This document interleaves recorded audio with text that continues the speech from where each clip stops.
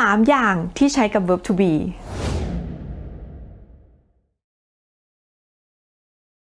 Hi, this is Gi. Welcome back to Vanillaenglishchannel. Today I will help you to know how to use verb to be. วันนี้กีจะมาพูดถึงปัญหาปัญหาโรคแตก นั่นก็คือการใช้ verb to be นะคะกีจะเอาเป็นขั้นต้นก่อนนั่นก็คือ is am are โอเคปะใช้ยังไงใน3สิ่งที่กีจะพูดถึงวันนี้นะคะแต่ว่าก่อนที่เราจะเข้าไปสู่สิ่งที่1 2 3เนี่ยนะกีอยากจะเคลียร์นิดนึงว่า verb to be นะคะเป็น verb ที่พิเศษมากในภาษาอังกฤษนั่นก็คือในภาษาไทยมีไหมไม่มีนะคะเป็นคำเดียวที่สามารถใช้กับ10 อย่าง20 อย่างเนี้ยนะคะมันไม่มีในภาษาของเรานะเราต้องเข้าใจก่อนแล้วเมื่อเราเข้าใจแล้วเนี่ยเราก็ค่อยเปิดรับการที่เราจะเรียนภาษาอังกฤษอย่างที่มันเป็นนั่นหมายความว่า verb to be สามารถที่จะใช้กับอะไรหลายสิ่งหลายอย่างนะคะเหมือนที่กีบอกว่า10 อย่าง20 อย่างก็สามารถใช้กับ verb to be ได้นะคะซึ่งกริยาในภาษาไทยเนี่ยมันไม่มีคำไหนที่สามารถจะไปblend in ทุกอย่างใช้กับหลายสิ่งหลายอย่างได้ขนาดนั้นจริงไหมคะมันก็ต้องเปลี่ยนกริยาไปเลยใช่ไหมแต่ verb to be ไม่ใช่นะคะซึ่งภาษาอังกฤษเป็นแบบนั้นแล้วก็ภาษาที่มีพื้นฐานจากอย่างเช่นยุโรปหรือว่าอเมริกานะคะที่มีตัวอักษรที่เราเรียกว่า Romance นะคะก็คือเป็นภาษาที่มีตัวอักษรคล้ายๆภาษาอังกฤษนั่นแหละภาษาพวกนั้นนะก็จะมี verb to be เหมือนกันเช่นภาษาสเปนภาษาเยอรมันนะคะก็จะมี verb to be ที่สามารถใช้กับหลายสิ่งหลายอย่างนะคะดังนั้นมันเป็นพื้นฐานของภาษาฝั่งนู้นมันไม่ใช่ภาษาที่อยู่ฝั่งของเราเราก็เลยต้องเรียนมันแบบที่มันเป็นเดี๋ยววันนี้เราจะมาดูกัน3อย่างที่เราใช้ verb to be นะคะ The first one is when you talk about profession นะคะก็คืออาชีพเวลาที่เราพูดถึงเราทำอาชีพอะไรเราเป็นอะไรนะคะ For example if I say I'm a teacher I'm a teacher กีใช้ verb to be บอกว่า I am ใช่ไหมคะเพราะว่ากีกำลังพูดถึงอาชีพของกีว่ากีเป็นอะไรนะกีเป็นครูกีก็บอกว่า I'm a teacher or another example she's an architect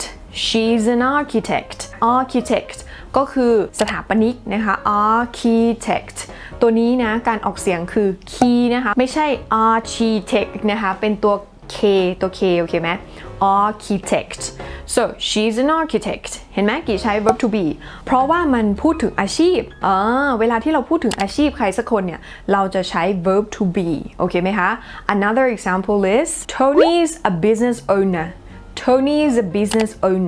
เห็นไหมกี่ย่อ is นะคะเป็น Tony's แล้วกี่ก็บอกว่า a business ownerนะคะเป็นอาชีพอีกแล้วก็คือเป็นเจ้าของธุรกิจกิจการของตัวเองเนี่ยนะคะเราก็จะใช้ verb to be พอพูดถึงอาชีพผ่านไปอย่างที่1 we will move on to the second one okay that we can use verb to be with this thing อย่างที่2ก็คือเราสามารถใช้ verb to be เพื่อที่จะบอกว่าสถานที่นั้นอะไรยังไงอยู่ที่ไหนโอเคไหมคะก็คือพูดถึง a place so when you want to talk about a place something is at this place or is on this place or is under this place อะไรอย่างนี้แน่กี่ใบให้นะคะนั่นก็คือใช้กับ prepositions นั่นเองนะคะ preposition มีอะไรบ้างก็อย่างเช่น in on at under อะไรอย่างนี้ที่คุณคุ้นเคยกันนะคะดังนั้นถ้าเราใช้คำพวกนี้ที่บอกสถานที่a place เราก็จะใช้ verb to be for example I'm in the living room เห็นไหมคะกีบอกสถานที่ว่ากีอยู่ในห้องนั่งเล่นใช่ปะกีก็ใช้ verb to be บอกว่า I'm in เป็น preposition I'm in the living room okay another example the dog is under the tableเอาอีกแล้วใช้บอกสถานที่อีกแล้วว่าน้องหมาเนี่ยอยู่ใต้โต๊ะใช่ไหมดังนั้นเราก็จะบอกว่าอะไรบอกว่า the dog is หรือว่าตัวย่อก็ได้ the dog's under the table under เป็น preposition อีกแล้วใช่ไหมคะหรือถ้าเราไม่ได้ใช้ preposition นะก็ไม่เป็นไรนะถ้าเป็นสถานที่เราใช้เป็น verb to be ได้เลยเช่น I'm here เห็นไหมคะที่นี่เป็นสถานที่ไหมเป็นสถานที่เป็น preposition ไหมไม่ได้เป็น preposition แต่มันสามารถใช้ verb to be ได้นะคะ I'm here หรือไม่ก็บอกว่า she's there เขาอยู่ตรงนู้นน่ะบอกสถานที่ไหมบอกสถานที่ใช่ไหมคะดังนั้นใช้ verb to be ได้เลยโอเคทีนี้ตัวที่1กับตัวที่2เนี่ยถ้าใครสังเกตนะ มันคือมีการแปลis am are ในประโยคเหล่านั้นแปลว่าอะไรเช่น I'm a teacher แปลว่ากี่เป็นครูหรือ Tony's a business owner Tony เป็นเจ้าของธุรกิจของตัวเองเห็นไหมคะใช้คำว่าเป็นใช่ไหมเวลาที่เราแปลมันเป็นไทยทีนี้ตัวที่สองล่ะตัวที่ใช้กับ place หรือว่าสถานที่เป็น preposition นะคะเช่น I'm in the living room I'm in the living room ใช่ไหมก็หมายความว่าอะไรกี่อยู่ในห้องนั่งเล่นใช่ไหมคะอีกประโยคนึง I'm here I'm here กี่อยู่นี่กี่อยู่นี่ ใช่ไหมนั่นก็คืออะไรอยู่ถูกต้องดังนั้นมันก็เลยมีการแปลว่าเป็นกับอยู่สำหรับ1กับ2นะคะแต่อันที่3เนี่ยแปลหรือเปล่าเดี๋ยวเรามาดูกัน so the third way that you can use verb to be is you can use verb to be with adjectives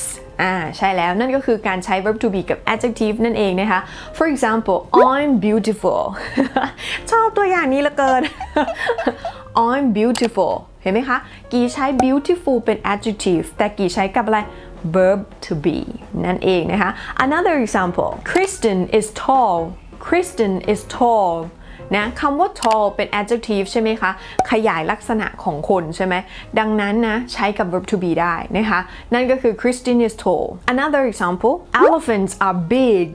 elephants are big เห็นไหมคะกี่ใช้ are ใช่ไหมเพราะเป็นพหูพจน์นะคะแล้วก็คำว่า big ก็คือ adjective นั่นเองนะทีนี้เรามาดูกันว่าแต่ละประโยคในนี้แปลหรือเปล่าแปลว่าอะไรบางคนบอก verb to be บอกว่าแปลว่าเป็นอยู่คือจริงหรือเปล่าเช่น I am beautiful I am beautiful นะคะ I am beautiful แปลว่ากี่เป็นสวยกี่อยู่สวยกี่คือสวย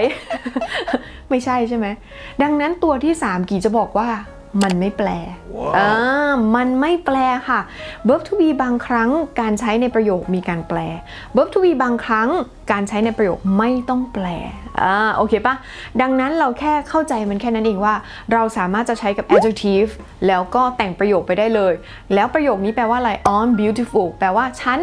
สวยไม่ใช่ฉันเป็นสวยฉันคือสวยฉันอยู่สวย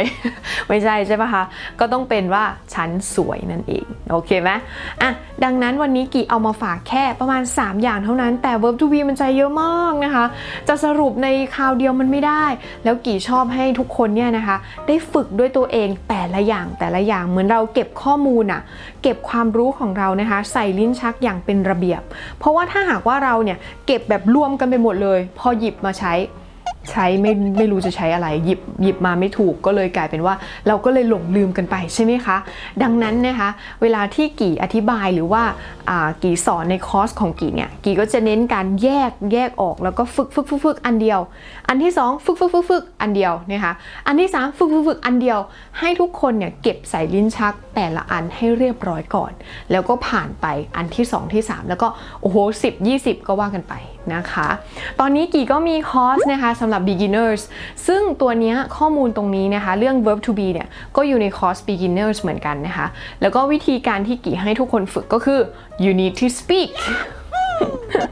ก็คือทุกคนจะต้องได้พูดนะคะเรียนเราต้องพูดห้ามเรียนแล้วเข้าใจแล้วก็หยุดนะไม่ได้เรียนแล้วมาที่สมองแล้วก็ออกมาทางปากนะคะดังนั้นคอร์ส English for Beginners นะคะแม้ว่าจะเป็นพื้นฐานแต่ได้ฝึกพูดแน่นอนนะตอนนี้มีโปรโมชั่นอยู่นั่นก็คือราคาเต็ม 6,900 บาทนะคะเหลือ 3,999 นะตั้งแต่วันนี้ไปจนถึงวันที่30มิถุนายนนี้เท่านั้นนะคะถ้าใครสนใจดูใน Facebook นะก็ทัก inbox มาได้เลยนะคะแล้วก็ถ้าใน Instagram นะคะก็ทักใน inbox ได้ด้วยเหมือนกันแล้วก็มี Line Official ให้กดนะคะถ้าดูใน YouTube กดมาที่ Line แล้วมันก็จะเด้งมาที่ Vanillaenglishchannel ทักมาได้เลยโอเค so that's it for this video I hope that you learn how to use verb to be just a little bit of it นะคะนิดหน่อยก็ยังดีเกี่ยวกับ verb to be โอเคไหมเพราะมันมีเยอะมากมันใช้เยอะมากนะคะอย่างที่กี่บอกฝึกกันไปเนาะช่วยกันไปนะคะ alright if you haven't subscribed to my channel then please do so because you're not gonna miss any of my videos and that's it I will see you again next time bye